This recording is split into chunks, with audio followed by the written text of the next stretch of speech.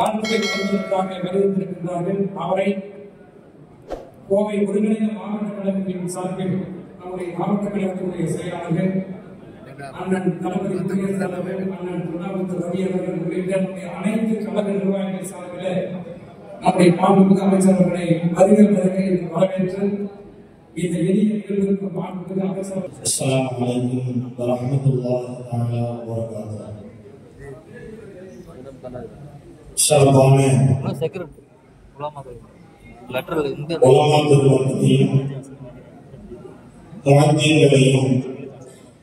சண்டைப்படுத்தக்கூடிய அற்புதமான இந்த நிகழ்வுக்கு வருகை தந்து சிறப்பித்துக் கொண்டிருக்கிற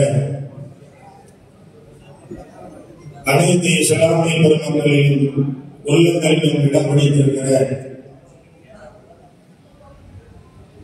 போட்டுதலுக்குரிய அமைச்சர் செந்தில் பாலாஜி நுழைந்த உடனேயே அமைச்சர் அவர்களை சந்திக்கிற பொழுது எங்களது மாநகர ஜமாத்துல்லா சபையினுடைய தலைவர் அவர்கள் ஒரு வார்த்தையை சொன்னார்கள். 2 பெருநாட்களை நாங்கள் சந்தித்திருக்கிறோம். ஒரு பெருநாளை சந்திக்க இருக்கிறோம். இன்றைக்கு உலமாக்களை அழைத்து இப்படிப்பட்ட ஒரு அற்புதமான நிகழ்வை ஏற்படுத்தியதன் மூலம் எங்களுக்கு ஒரு மிகப்பெரிய ஒரு சந்தோஷம் ஏற்பட்டிருக்கிறது என்று அவர்களிடத்திலே பதிவு செய்யப்பட்டது. பொதுவாகவே இந்த நிகழ்வு தமிழகத்தில் இருக்கிற எல்லாத்திற்குமே ஒரு எடுத்துக்காட்டான ஒரு நிகழ்வு. இதுவரை யாரும் செய்யாத ஒரு அற்புதமான ஒரு சேவையை அமைச்சர் அவர்கள் செய்திருக்கிறார்கள். அவர்களை பற்றி சென்ற வாரம் கூட நான் ஒரு தகவல் கரூரில் இருந்து எங்களுடைய ஆணைய பெருமக்கள் மூலம் கேள்விப்பட்டோம்.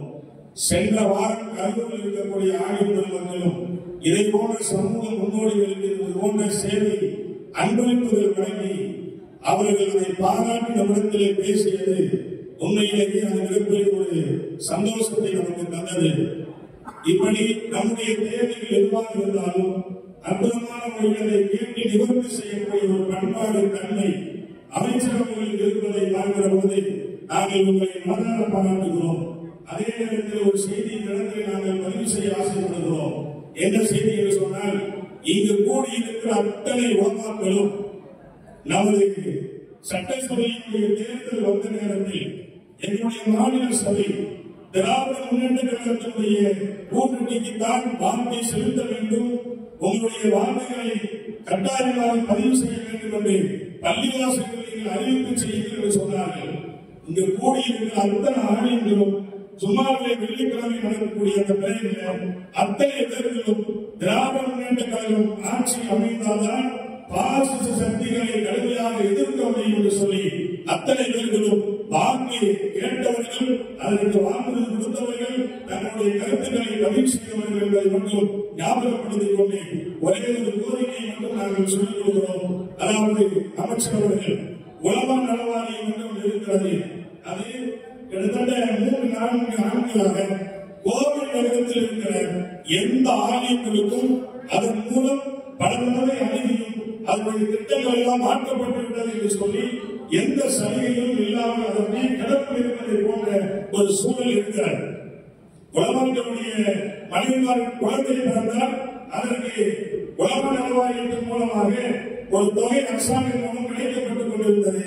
இப்பொழுது போய் கேட்கிறவர்கள் என்ன சொல்லப்படுகிறது என்று சொன்னால், உலகங்களுடைய மனைவிமார்களும் ஆலயமாக இருந்தால் கிடைக்கும் என்று சொல்கிறார்கள். அது எப்படி என்று தெரியவில்லை. அமைச்சருடைய கவனத்திற்கு நாங்கள் கொண்டு வருகிறோம்.